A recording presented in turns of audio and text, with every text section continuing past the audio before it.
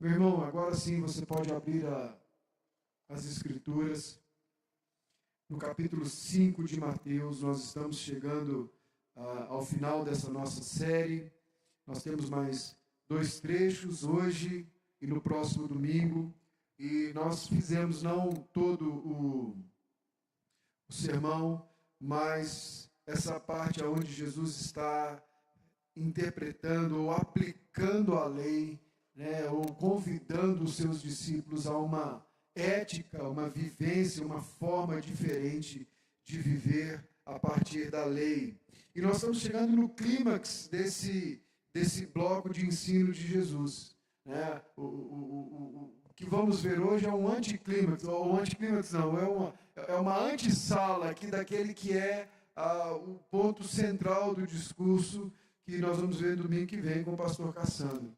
Mas hoje o texto que nós vamos ler é um texto, como todos ou como boa parte dos textos aqui lidos nesse trecho, difícil de lidar, difícil muitas vezes de engolir. Mateus 5, do 38 ao 42, assim diz a palavra do Senhor. Vocês ouviram o que foi dito? Olho por olho, dente por dente. Eu, porém, lhes digo, não resistam ao perverso.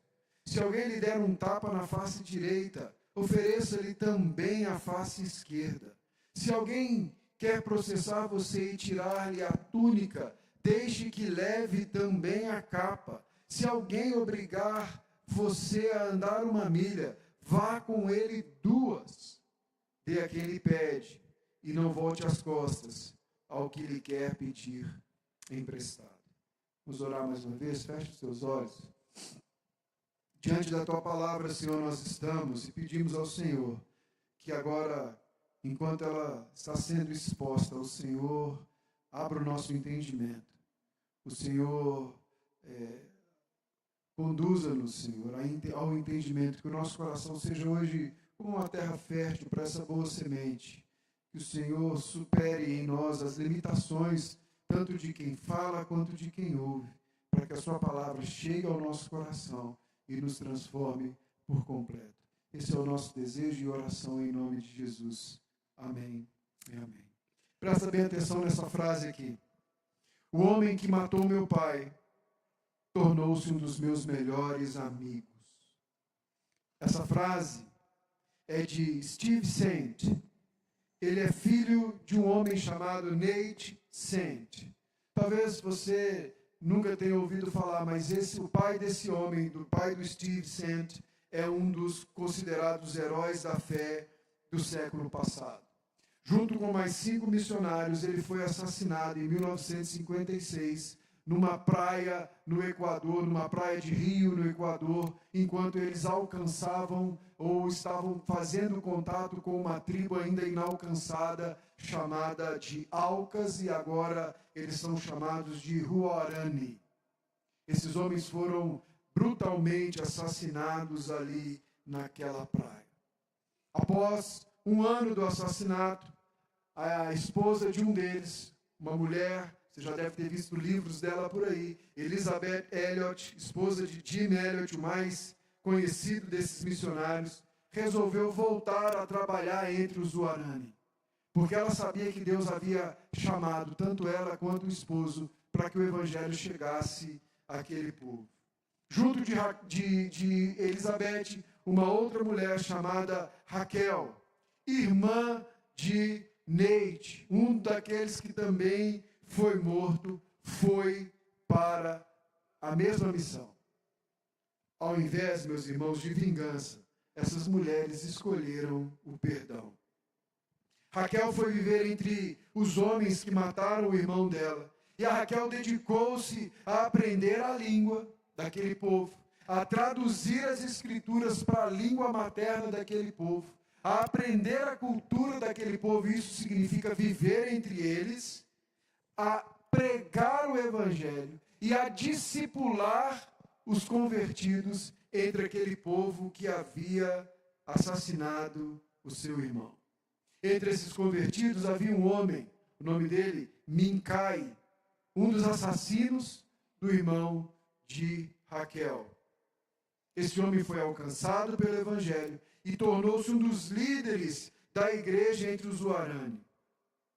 Bom, como que o Steve entra em tudo isso aqui? Ele resolve manter o legado do pai na aviação missionária. E ele volta para o Equador para visitar a tia Raquel. E ao visitar a tia Raquel, ele conhece Minkai. E o homem que matou o pai de Steve se torna amigo de Steve, do filho dele. Há um documentário, eu de manhã falei que o nome do documentário é Além dos Portais de Esplendor, mas é através dos portais de esplendor o nome do documentário. E o Steve vai contar como toda essa história aconteceu. Vale a pena você assistir esse documentário. E entre outras coisas, ele vai contar que os filhos dele cresceram convivendo com o Minkai, com o homem que matou o avô. E para nossa surpresa, no documentário, ele vai dizer que os filhos dele chamam carinhosamente o homem que matou o avô de Pops. Quem entende inglês sabe que isso aqui é uma forma carinhosa de dizer meu vovô, vovozinho. Veja, meus irmãos, o Evangelho não apenas impediu a vingança, o Evangelho criou uma família. O homem que matou o pai tornou-se avô dos netos. O passado não foi apagado, todo mundo sabia o que tinha acontecido. A diferença é que a obra da cruz foi mais forte do que a sede de vingança. A obra da cruz foi mais forte do que a vingança.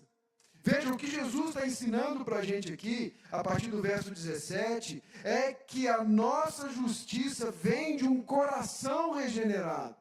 Ele manda que a gente seja mais justos que os fariseus e que os escribas. E isso só vai acontecer se o nosso coração for transformado pelo Evangelho.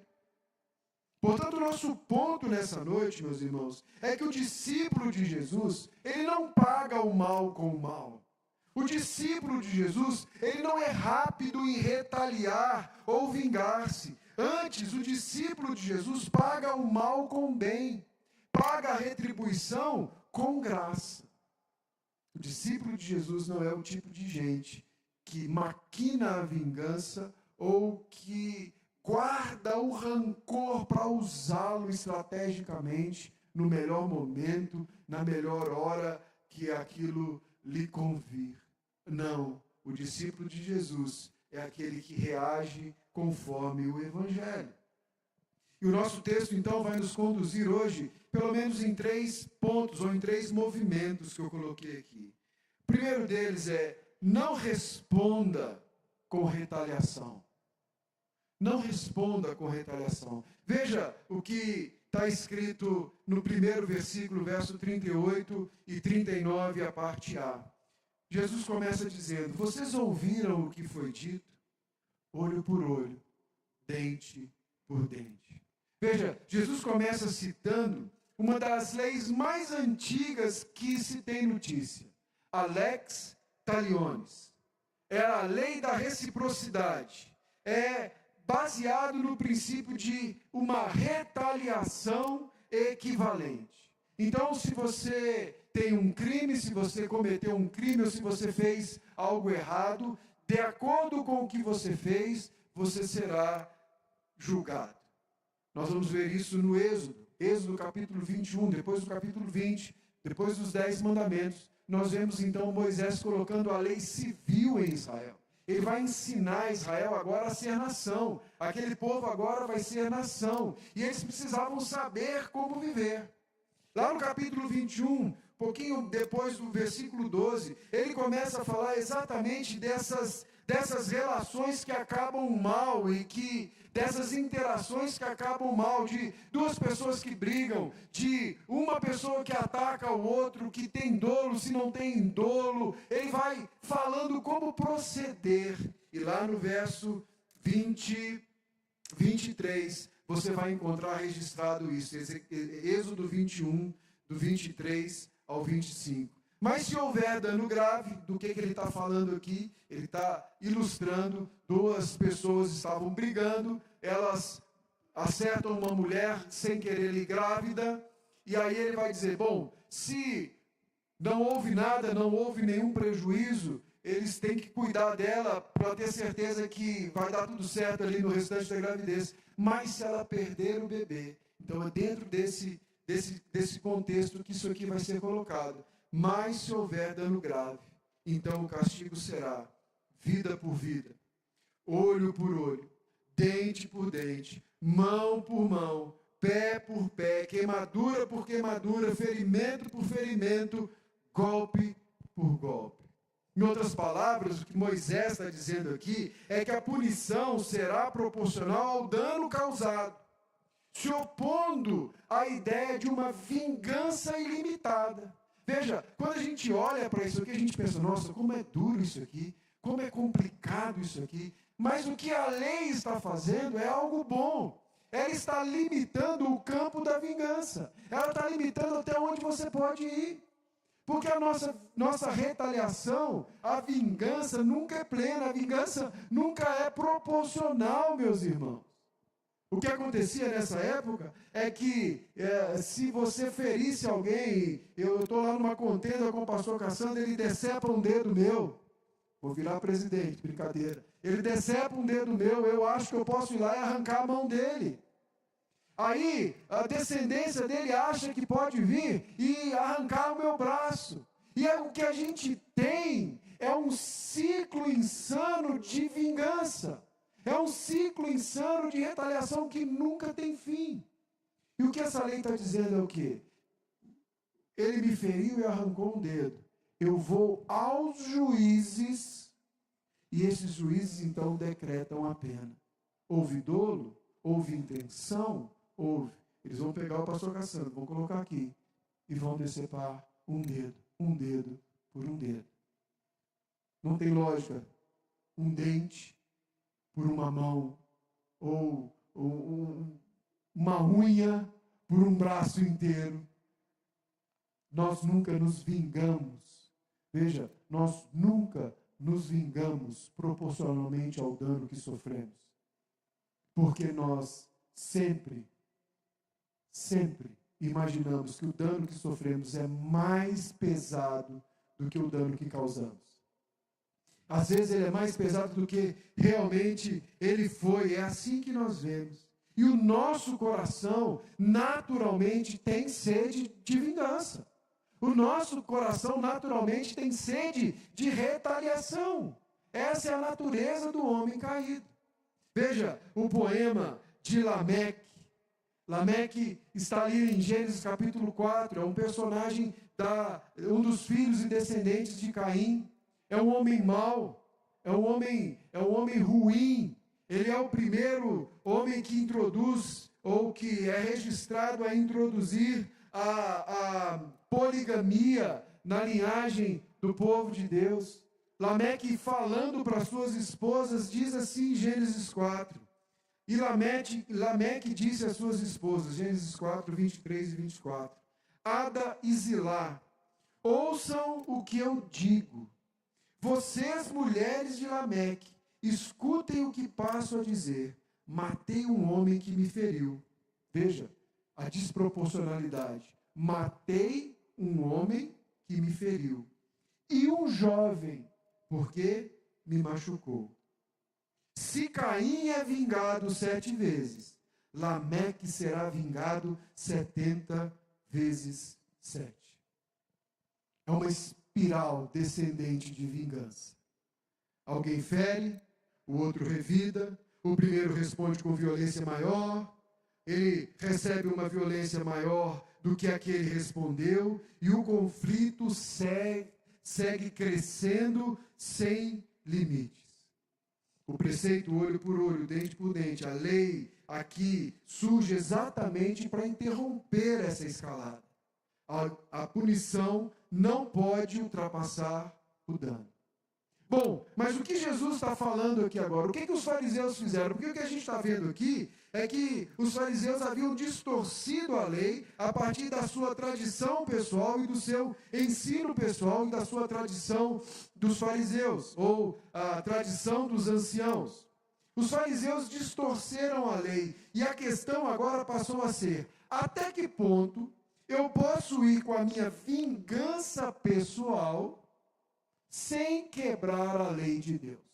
Esse era o ponto no tempo de Jesus. Até onde eu posso ir sem quebrar a lei de Deus, tendo o direito de retaliar e de devolver contrariamente àquele que me ofende? Veja, qual é o problema nisso? Os fariseus passaram a usar para uma aplicação pessoal aquilo que era parâmetro para os juízes. A lei de Deus, aquilo que Moisés falou, deveria ser julgado por outros homens. Não era eu, quando perdi aqui na minha disputa com o pastor Cassandro, não era eu decidir o que fazer. Eu iria com a ofensa a um colegiado de magistrados, a um colegiado de juízes, e eles então profeririam o veredito, e eles então puniriam aquele ofensor. Em momento algum, essa lei dava a intenção ou a ideia de que eu poderia fazer justiça com as próprias mãos. Isso não havia. Mas o que os fariseus estavam fazendo era isso, aplicando para o campo pessoal algo que era para o campo do Estado. Com isso, meus irmãos, esse mecanismo que era para limitar a vingança, tornou a justificativa para alimentar a vingança em um nível pessoal. E Jesus então passa a responder a isso. E ele responde a isso com uma autoridade inquestionável. Veja o verso 39, a parte A do versículo 39. Eu, porém, lhes digo, não resistam ao perverso. Eu, porém, digo a vocês, não batam de frente. Carlinhos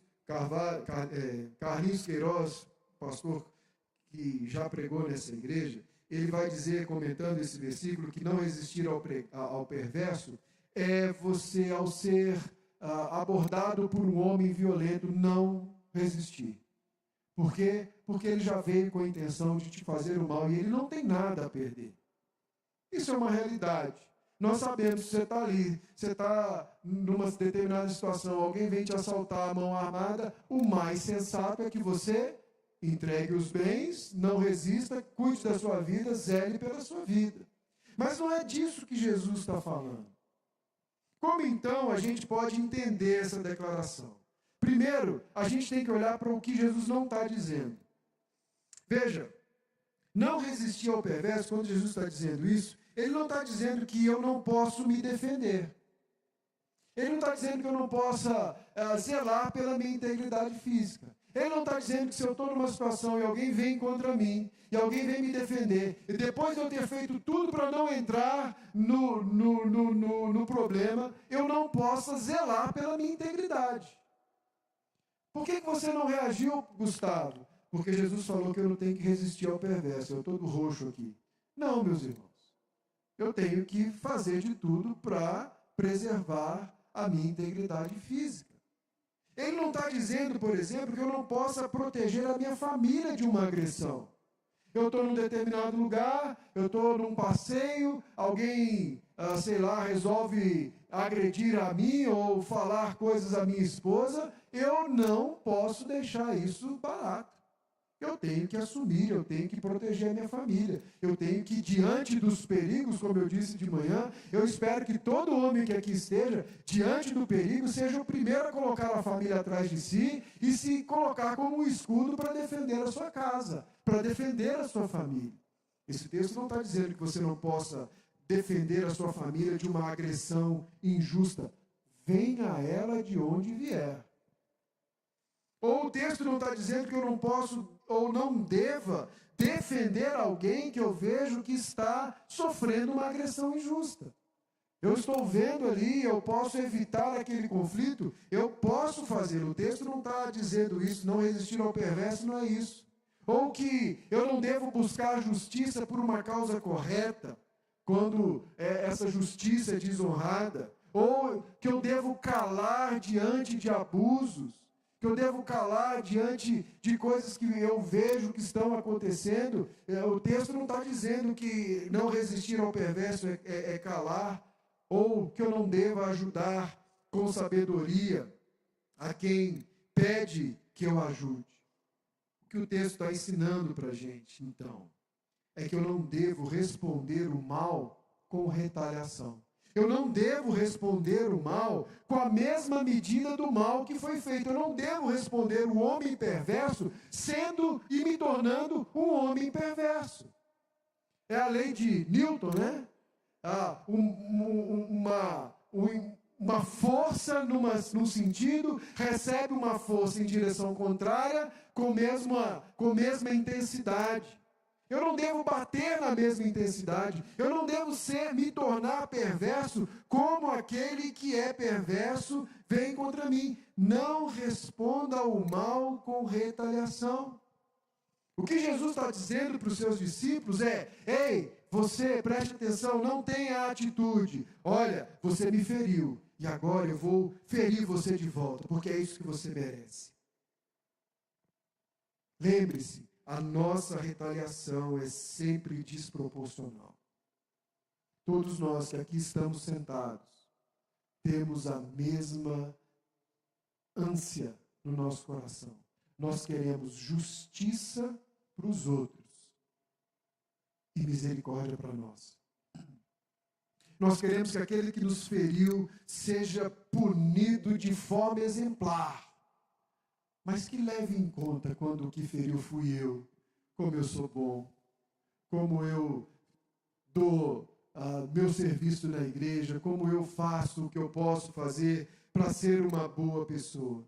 Essa é uma realidade desse coração que foi afetado pela queda. Sempre queremos vingança para os outros e misericórdia para nós. O que Jesus faz? Ele substitui a lei por um comportamento. E qual o comportamento? De sofrer a perda ou o prejuízo, se preciso for, ao invés de causar sofrimento ao outro. Sabe o que Jesus está nos ensinando? Não pagar na mesma moeda. Não pagar o mal com o mal. Não abrigar no coração o desejo de retribuição e o desejo de amargura. Preste atenção, meu irmão, que eu vou dizer uma coisa aqui. Uma pessoa vingativa, normalmente, geralmente, em uma proporção muito grande, 90 e tantos % aqui, eu penso, dos casos, é uma pessoa amargurada. É uma pessoa que não perdoa. É uma pessoa que pega a ofensa e fica cozinhando a ofensa. Ali fica aquela panela borbulhando. Porque perdoar não é esquecer. Lembra da história? Todos sabiam ali o que havia acontecido naquelas relações. Porém, nenhum usava aquilo que aconteceu contra o outro. Perdoar é uma decisão clara de não usar contra o outro aquilo que ele me fez. Não é esquecer, nunca mais lembrar. Veja, algumas pessoas vão cozinhando aquilo e vão se tornando gente amarga, gente que ninguém quer estar perto, gente que ninguém suporta, gente que sempre vai ter uma palavra nociva para te dar. Amiga, eu fui lá, a fulana falou assim, se é comigo, ela ia ouvir. Você não pode fazer assim, vai lá, se impõe, mostra quem você é, mostra ao mundo ao que você veio. Vai lá. Conhece gente assim? O físico vai sofrendo, porque ela vai somatizando toda essa amargura, vai somatizando tudo aquilo, e vai sendo conhecida como alguém, e vai se tornando alguém vingativo. Sabe o que está acontecendo? Ela vai se tornando o perverso da equação. Jesus está ensinando a não pagar na mesma moeda. Antes, ele está falando para mim e para você que a gente precisa, como seu discípulo, estar disposto a sofrer o dano. E por que isso? O apóstolo Paulo vai nos ajudar a entender um pouco melhor. Romanos 12, Paulo começa esse capítulo falando sobre os efeitos do Evangelho. Ele fala sobre uma transformação que ocorre na mente, uma mudança profunda, genuína que o Evangelho fez em nós. A disposição primeira que o Evangelho nos faz de nos colocar como um sacrifício vivo, ali naquele altar de Deus. E ali no final do capítulo 12, do verso 19 ao verso 21, essas são as instruções de Paulo para aqueles que nasceram de novo, para aqueles que foram transformados pelo Evangelho. E eu quero crer que somos nós que aqui estamos. Ele diz assim: meus amados, não façam justiça com as próprias mãos, mas deem lugar à ira de Deus, pois está escrito: a mim pertence a vingança. Eu é que retribuirei, diz o Senhor. Por que nós não vingamos? Por que nós não retaliamos? Por que nós não batemos de frente de novo? Porque a vingança é prerrogativa de Deus. É Ele que faz. É Ele que vai vingar todo aquele que fizer algo injusto contra os seus. Hoje de manhã, na escola bíblica dominical, se você não veio, você perdeu, nós estávamos em João 17. E lá em João 17, na oração de Jesus, Jesus vai dizer: cuida deles, guarda-os em teu nome, porque eles são meus e eles são teus. Nós somos dádiva do Pai ao Filho, e somos dádiva do Filho ao Pai. Em outras palavras, não está dizendo que o Pai nos deu ao Filho, o Filho morreu por nós, o Filho nos guarda, o Espírito nos preserva, e no dia final, no dia que fecharmos os nossos olhos nessa terra, seremos devolvidos como um presente ao Pai, uma prova da obra consumada de Cristo Jesus nessa terra. Então, todo aquele que vier contra você está, em suma, indo contra o teu Senhor. A vingança pertence ao Senhor, Paulo vai dizer. Mas aí ele continua: façam o contrário. Então não é que nós não fazemos nada porque a vingança pertence ao Senhor. Nós fazemos exatamente o contrário. Se o seu inimigo tiver fome, dele de comer. Se tiver sede, dele de beber. Porque fazendo isto, você amontoará brasas vivas sobre a cabeça dele. E aí ele termina assim: não se deixe vencer pelo mal, mas vença o mal com o bem. Sabe o que Jesus está falando aqui para a gente? Sobre não resistir ao perverso, sobre não retaliar. Ele está dando um golpe certeiro e duro contra o nosso ego. Contra essa sensação que nós temos de que os nossos direitos são extremamente importantes, de que somos extremamente importantes e de que ninguém pode mexer com a gente. É um duro golpe na nossa contínua demanda pelos nossos direitos. Não resistir ao perverso é algo difícil para cada um de nós. É algo que a gente tem que se controlar. É algo que a gente tem que se segurar. Porque a nossa natureza deseja vingança. Aliás, a gente pensa de nós, muitas vezes, muito além do que somos. A gente acha que a gente é muito mais do que a gente realmente é. E Jesus passa, então, agora a desenhar para a gente, a partir de 4 ilustrações, como que isso acontece. E isso vai, então, nos levar para o segundo ponto do nosso sermão hoje. Então, o primeiro ponto é: não responda com a retaliação. O segundo ponto agora nos coloca diante da realidade de que nós devemos ousar absorver o dano. Se você está anotando, esse é o segundo ponto. Ouse absorver o dano. Verso 39b até o verso 41. Primeiro, absorva o dano de ser ferido na sua dignidade. Jesus vai tratar aqui nas suas ilustrações de 4 elementos básicos para todos nós.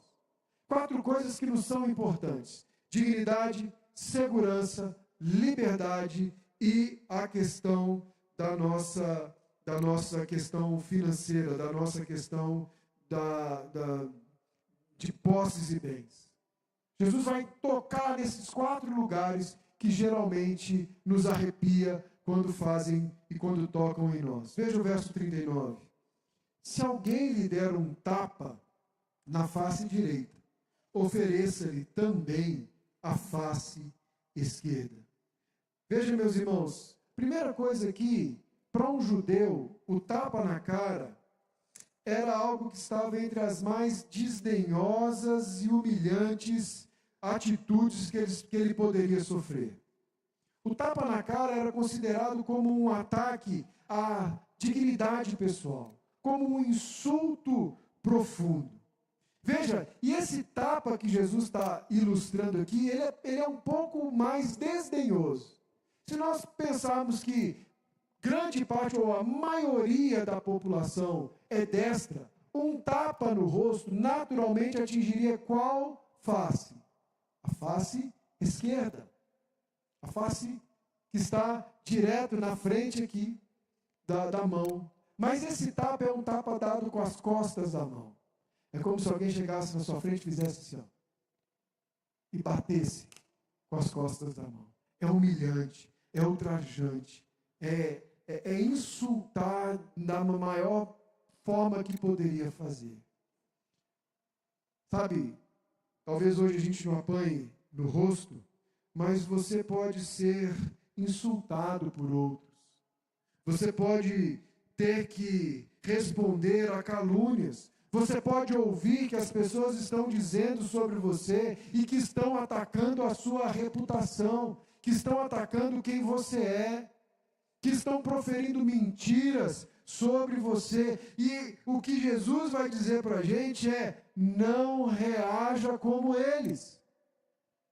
Eu não falei de manhã, mas talvez seria algo importante da gente pensar na nossa realidade hoje. Nós talvez não vamos até a pessoa tirar satisfação, mas aí você tem a proteção da rede social, você começa a fazer uma série de stories com endereço certinho, falando, destilando toda a sua raiva, tua indignação, tentando resolver aquela situação e aquela questão. Jesus está dizendo: não faz isso. Você não precisa fazer isso. Você não deve fazer isso. Se preciso for, esteja disposto a continuar, a tolerar por mais tempo esse tipo de atitude. Essa é a ideia de dar a outra face. Dar a outra face é: mostre, não com rancor, mas mostre com palavras, com atitude e atos, que alguém está cheio não do espírito de rancor, mas do espírito de amor. Haja com o espírito oposto a ela. Ore por ela. Paulo vai ajudar a gente, ele falou ali: se teu inimigo te der fome, dele de comer. Está com sede? Dele de beber. Faça diferente. Por quê? Porque nesse ponto o inimigo é só ele. Ele é seu inimigo, você já não é mais inimigo dele. Você já não nutre no seu coração a inimizade por eles. Você pode sim não morrer de amor por eles.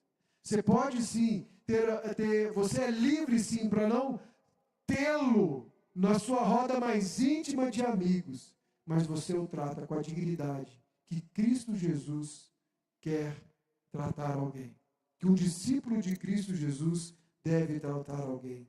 Voltar a outra face significa, então, mostrar em palavras que o Espírito que habita em você não é o Espírito da vingança, mas é o Espírito de Cristo Jesus. Segundo exemplo, segundo desenho de Jesus aqui: absorva o dano ao ser ameaçado em sua segurança. Verso 14. Se alguém processar você e tirar-lhe a túnica, deixe que leve também a capa. Veja, a túnica aqui era aquela roupa mais básica que eles tinham. Era uma roupa de baixo. E esses homens não tinham, aquele povo naquela época não tinha um guarda-roupa como o nosso. Tenho certeza que você abriu o seu guarda-roupa e você escolheu com que roupa você viria hoje. Você decidiu como você viria. Você pode não ter muitas camisas, mas eu acho que você tem mais de 2. Naquela época, 2 túnicas era o padrão de se ter. Além da túnica, se tinha a capa. E a capa era um bem que não podia ser alienado, que não podia ser perdido. A capa era um bem que aquele que desse a capa como penhor, a lei dizia, se você deu a capa como penhor a algo, essa capa deveria lhe ser devolvida até o final do dia, porque era uma peça única, e era uma peça de proteção, era uma peça de servir de cobertor à noite, era algo extremamente importante, a capa. É tão importante que a lei vai dizer que você não poderia tirar aquilo, mas Jesus está dizendo com aqueles que estão sofrendo uma ação agora na justiça. Alguém foi até os magistrados, está te pedindo, está demandando algo, está indo contra você. E o que Jesus diz aqui? Ele diz para a gente aqui, se ele quer tirar a túnica, esteja disposto a dar a capa. Sabe o que ele está dizendo? Não é que você se resigne, não é que você não se defenda, não é que você coloque as suas questões na mesa, mas o que ele está dizendo aqui é que nós fazemos de tudo para encerrar uma demanda e não para alimentá-la. Algo também aqui muito interessante. Eu e você, discípulos de Jesus, não vamos para a justiça pedir mais do que nos é devido. Vocês estão entendendo o que eu estou dizendo? Se eu sofri um dano, se o plástico bateu no meu carro, eu sofri um dano, o plástico não quer pagar, eu preciso acionar a justiça. Nós não somos cristãos, eu já vou chegar nisso aqui. Eu preciso acionar, ele não é cristão, eu preciso acionar a justiça. Eu vou acionar a justiça, mas o meu conserto deu 5.000. Eu procuro um lanterneiro e peço para ele, põe 7.000. Ou eu vou pedir que arrume não só o lugar que bateu, mas já que bateu e vai arrumar, eu vou pedir para que arrume outras coisas no meu carro. O cristão não faz isso. Você não sai de um trabalho, e se você foi lesado na relação patrão e empregado, você não sai de um trabalho, não conseguiu a conciliação, não está dizendo para você deixar. Você pode procurar os seus direitos, mas não peça além do que lhe é devido. A gente está num tempo hoje que as pessoas colocam coisas absurdas e a justiça concede. Só quem já passou por isso sabe o que eu estou dizendo. Então Jesus está dizendo que o crente não entra em causas de forma injusta. O crente faz de tudo, o cristão faz de tudo que esteja ao seu alcance para resolver aquilo que está na sua mão e entrega a causa ao Senhor.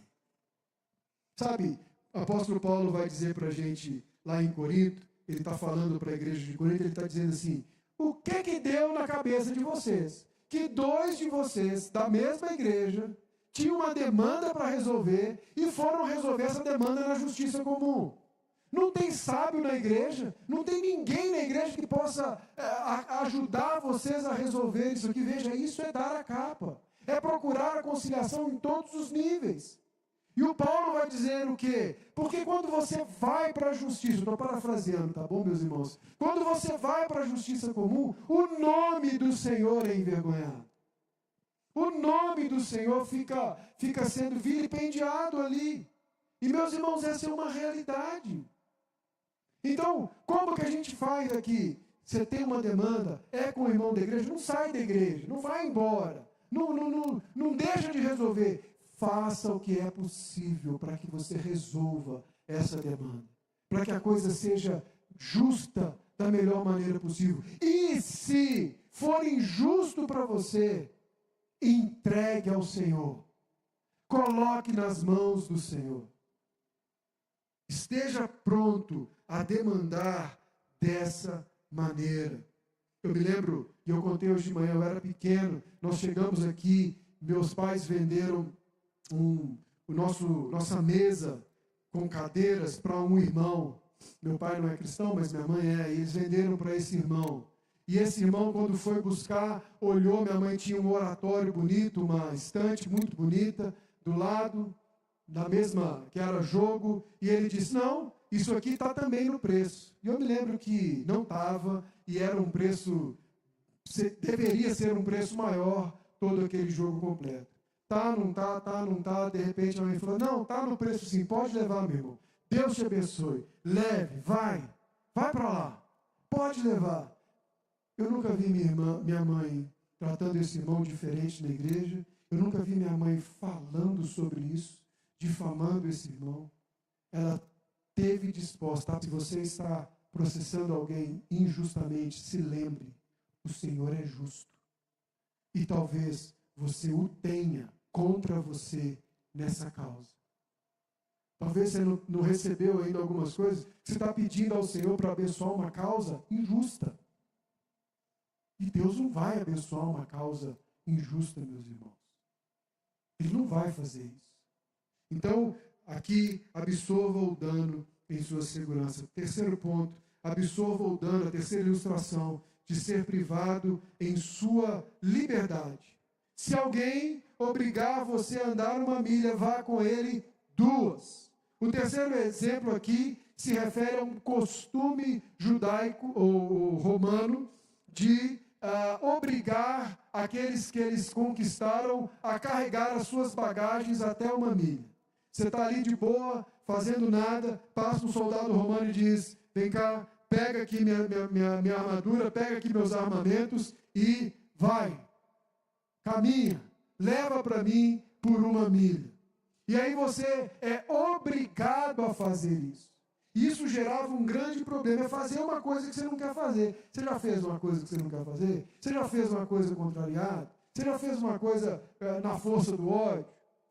Um exemplo dessa obrigação, você vai ver na crucificação de Jesus. Jesus está caminhando para a cruz, ele cai, o soldado então pega um homem chamado Simão Cirineu e diz assim, pega a cruz e caminha com ela por um tempo, até 1 milha ele poderia fazer isso.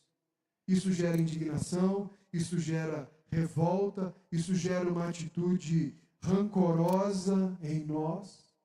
E qual é o conselho de Jesus ou a ordenança de Jesus? Se alguém obrigar você a andar 1 milha, vá com ele 2. Difícil, né, irmão? O que Jesus está fazendo é assim, você está indo obrigado? Tô. Você não quer estar aqui? Não. Mas lembra, faça para o Senhor. Vá e sirva. O discípulo de Jesus serve. O discípulo de Jesus se lembra que ele vive em todo o tempo diante da face de Deus. É o que nós vimos quando falamos dos juramentos. Estamos em todo o tempo diante da face de Deus. Então, o que nós fazemos? Nós andamos. Fazemos para o Senhor. Fazemos mesmo contrariado. Pedimos ao Senhor que nos ajude a encontrar satisfação nele ao fazermos aquilo que não queremos fazer. E Jesus então vai fazer a última ilustração. E essa última ilustração nos leva ao nosso último ponto dessa noite. Responda com graça e bondade. Então, como nós respondemos? Como nós fazemos, então, em vez de resistir ao perverso? Vem o verso 42. Dê a quem lhe pede, e não volte as costas ao que quer lhe pedir emprestado. Veja, essa última ilustração nos coloca diante de um desafio de não nos apegarmos a bens e posses, ao ponto de deixarmos de ser generosos. A última coisa que se converte no homem é o bolso. A última coisa que se converte no homem é a sua disposição em ser generoso. E olha, eu não estou dizendo só na causa do Senhor, eu estou dizendo no geral. Meus irmãos, pode mexer com a gente. Tem gente aqui entre nós, como cristãos, você pode dar um tapa com a mão ao contrário, você pode insultá-lo, mas não tira 5 reais dele, não. Mas não dá um prejuizinho para ele, não. Porque você vai lembrar eternamente que aquele cara, em 1932, te pediu 5 reais e levou 18 meses para pagar. Mas eu perdoei. Mas quando ele vem para o meu lado, eu corto a volta, porque pode ser que ele peça de novo. Um amigo me ensinou, lá no início da minha caminhada, ele dizia, Gustavo, se você tem algo que você não é capaz de desfazer e ser generoso com aquilo e dar aquilo, significa que não é você que possui aquele algo, é aquele algo que te possui. O que Jesus está dizendo para a gente aqui é que nós devemos sim ser generosos e ajudar a quem precisa. De novo, a gente precisa definir o que ele não está falando. Jesus não está falando que você vai ajudar sem critério. Jesus não está dizendo que você é obrigado a ter dinheiro todo o tempo para parar num semáforo e ver alguém que você sabe que vai comprar algo, vai alimentar um vício e vai usar aquele dinheiro para qualquer outra coisa que não para o cuidado próprio. Jesus não está dizendo que nós somos obrigados a fazer isso. Jesus não está dizendo que nós somos obrigados a ajudar sem critério, a ajudar sem nenhuma forma de pensamento. Pelo contrário, o que Jesus está dizendo para a gente é que nós precisamos estar dispostos não apenas a não nos vingar, mas a nos tornar generosos. Há outras formas de ajudar esse tipo de pessoas. Se alguém bate ali no seu ouvido no carro e diz, me dá um dinheiro porque eu estou com fome, você pode dizer, espera aqui que eu vou trazer algo para você comer. E a gente sabe exatamente como essa coisa termina a maioria das vezes. Jesus não está dizendo que a gente não deve fazer. O que Jesus está dizendo é que a gente não deve fingir que não tem alguém ali. O que Jesus está dizendo é que a gente não deve apegar-se demais ao que temos, com o risco de perder o nosso patrimônio. O que Jesus está dizendo é que a gente não deve deixar de socorrer um irmão, porque a gente sabe que ele não vai ter condição de nos pagar de volta.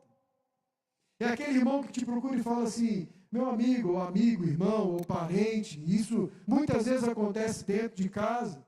Olha, eu estou enrolado, eu estou com dificuldade, eu não estou conseguindo me organizar nas minhas finanças, você poderia me emprestar um dinheiro? E aí você fala, bom, eu tenho que ver, porque eu tenho algumas aplicações, e eu preciso saber como eu vou fazer. Ou então você diz, não, eu empresto sim, mas olha, a minha aplicação está dando 1%, e eu acho que o justo é eu pegar aqui de você que está precisando e necessitado pelo menos 2%. É mais baixo do que o banco, hein? É não ser usurário, meu irmão. É disso que Jesus está falando. Nós temos que estar dispostos a não ser usurário. Isso aqui é fabuloso, porque o punho fechado da vingança agora se torna a mão aberta da generosidade. É isso que Jesus está nos convidando a fazer e a viver aqui. Veja o padrão aqui. Por que é importante? Porque Jesus está aqui combatendo o egoísmo. E o egoísmo é a raiz da vingança. A raiz da vingança não é a raiva. A raiz da vingança é um ego ferido. Veja o padrão das ilustrações. Face, túnica, dignidade, segurança, milha e dinheiro. Coisas que se tocam em nós, nos nossos bens e na nossa liberdade, nós arrepiamos. E em cada caso, Jesus nos pergunta, o que é mais importante para você? Seus direitos ou o reino de Deus? Ou quem você é? Veja, aquele que valoriza em demasia essas coisas, não consegue amar a Deus e muito menos amar o próximo. Aquele que reivindica e demasia os seus direitos, não consegue amar a Deus e não consegue amar o próximo. Por quê? Porque ama demais a si mesmo. Porque ama demais a si, quer os seus direitos. Jesus está ensinando que para amarmos o outro, a gente precisa controlar o nosso amor por nós. Você quer exemplos disso? Eu vou te dar. Abraão foi resgatar Ló em Sodoma. Depois de, num momento, chegar e ele dizer, meu filho, escolhe para onde você quer ir. Ló pega as melhores terras, o melhor lugar. Abraão vai lá ainda, tirar o sobrinho quebrado de Sodoma. Você quer um outro exemplo disso? José.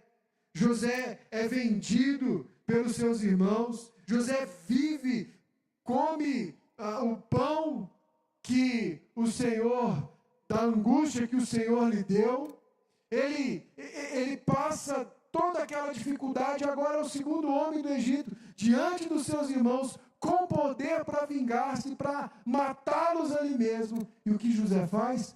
Perdoa. Traz o Benjamim, meu pai ainda vivo, e a gente vê ali na história que ele chora quando encontra a família, e ele perdoa a família, ao invés de vingança, ao invés de retribuição, ele faz o quê? Ele age com generosidade. Você lembra de Davi, sendo perseguido por Saul, e quantas vezes Davi poupou a vida de Saul? Ele poderia vingar-se, ele tinha direito de fazê-lo. No entanto, ele olha e fala, não é hora. A vingança pertence ao Senhor, ele é ungido de Deus.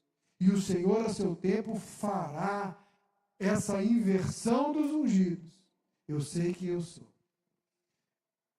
Irmãos, isso nos leva a algumas aplicações para essa semana. Essa palavra é uma palavra difícil de digerir, não de entender, talvez de aceitar. 3 aplicações eu quero trazer para você.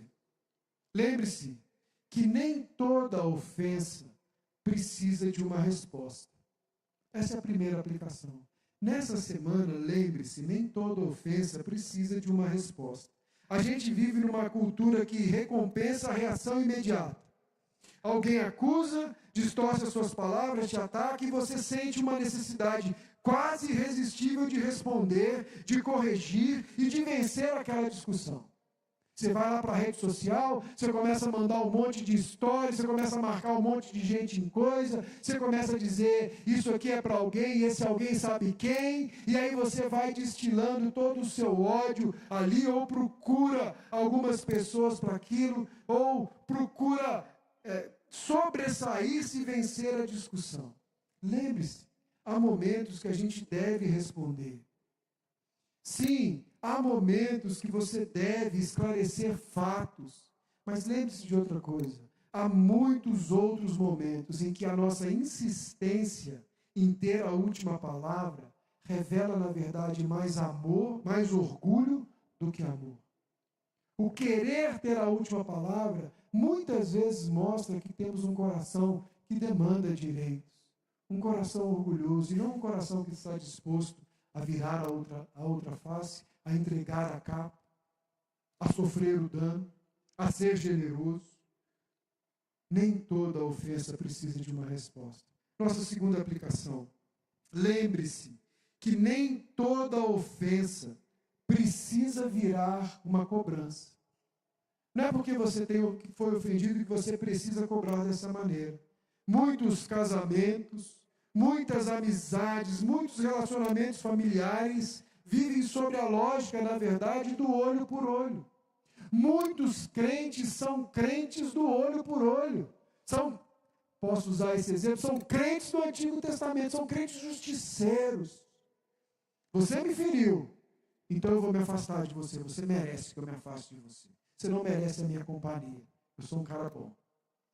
Você me ignorou, então eu vou ignorar você. Você me tratou mal, então eu vou fazer o mesmo. Não me acataram a minha ideia, eu vou sair do grupo. Porque hoje agora o negócio é sair do grupo, né? O negócio agora é, saiu do grupo, o irmão tem 1 ano que o cara não vem na igreja. O cara sai do grupo da igreja e fala, você percebeu lá que o cara saiu da igreja? Mas eu percebi, tem 1 ano que ele não vem, eu estou percebendo. O sair do grupo hoje é algo sério, né? Veja, Jesus está nos chamando para interromper esse ciclo. Isso não significa que a ofensa não aconteceu. Isso não significa que você deve permitir abuso. Isso significa que você deve escolher não transformar cada ferida em uma oportunidade de punição. Você não precisa fazer isso. Você pode interromper isso. Como eu falei hoje de manhã, eu vou te dar uma boa notícia. Você não é tão importante quanto você pensa. Você não é a última bolachinha do pacote. Nem todo mundo gosta de você. Você não é tão legal assim. Tem pessoas que só te suportam. Tem gente que não gosta de você. Essa é a realidade da nossa vida. Você ofende as pessoas, sim. Você não é direta. Você não é honesta. Você é grossa e grosso. Sim. É uma realidade. Você precisa aprender com Cristo Jesus. Nem toda ofensa precisa virar uma cobrança. Lembre-se, o Evangelho nos lembra que Deus não nos tratou segundo os nossos pecados. Por isso, eu e você podemos aprender a tratar os outros com mais graça do que eles merecem. Faça esse exercício essa semana. Se sentiu ofendido, meu irmão, conte até 5 para abrir a boca. Pense melhor. Ore. Peça a Deus graça, Senhor. Na minha vontade natural, eu passo o carro por cima desse filisteu incircunciso. Mas me ajuda a responder com graça. Muda a minha natureza justiceira, Senhor. E por fim, meus irmãos, a nossa última aplicação. E ela vai nos conduzir à ceia.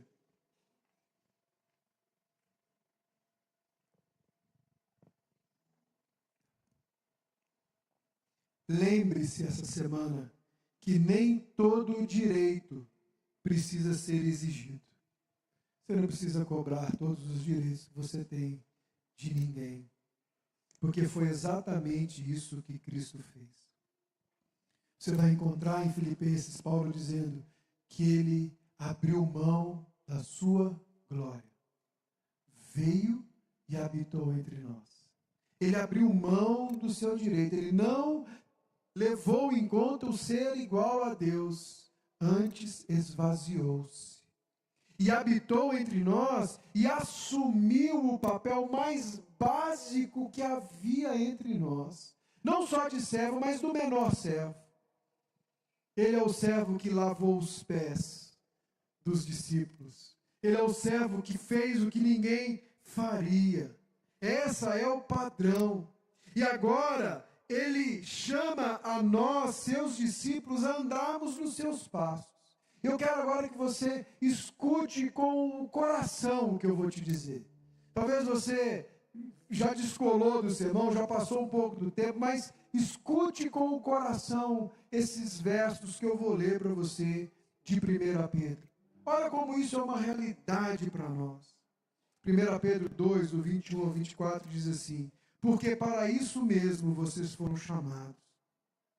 Pois também Cristo sofreu no lugar de vocês, deixando exemplo para que vocês sigam seus passos.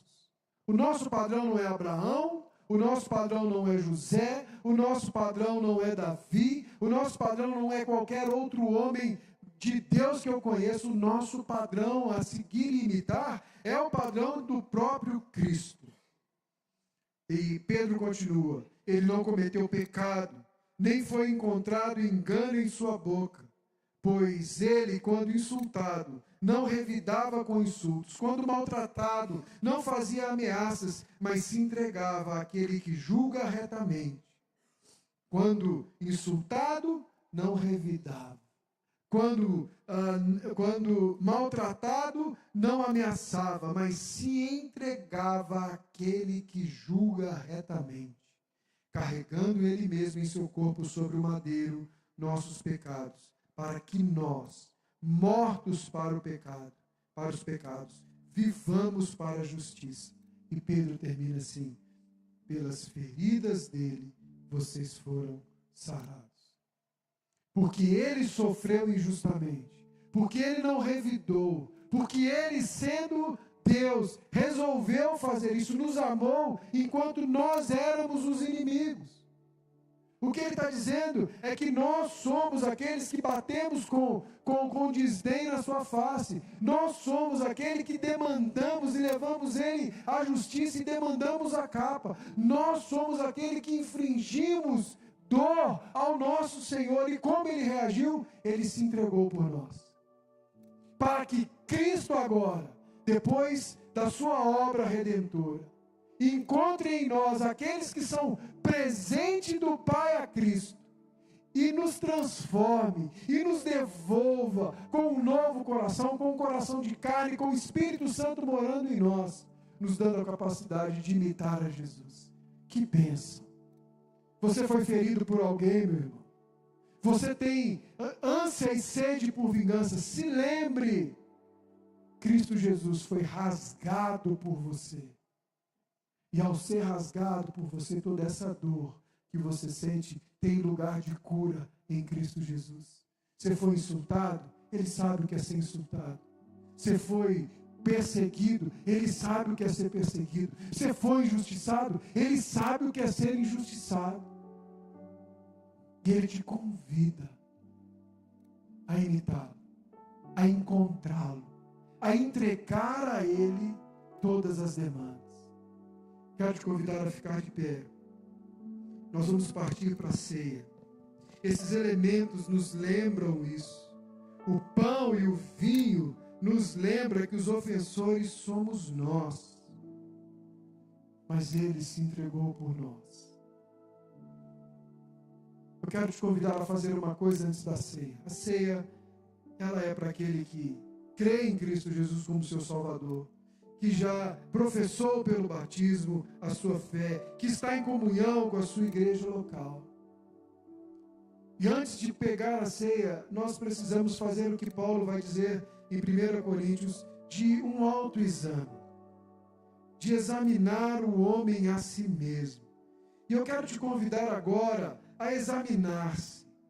Se à luz daquilo que foi dito nessa noite, você encontra no seu coração um coração que deseja retalhar algo a alguém. Você encontra uma realidade em você, um desejo em você de que a justiça seja feita e às vezes uma ânsia de fazer com as próprias mãos.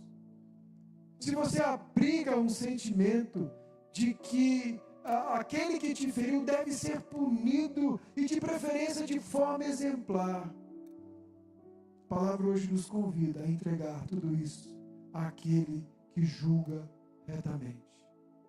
E agimos agora como discípulos de Jesus. Quero te convidar, antes de cear hoje, se você tem algo contra alguém, se você precisa perdoar alguém, que você decida firmemente no seu coração. Que você peça a ajuda do Espírito Santo de Deus para que isso aconteça. Se você é alguém combativo e vingativo, peça ao Senhor hoje que te ajude a ser parecido com Ele.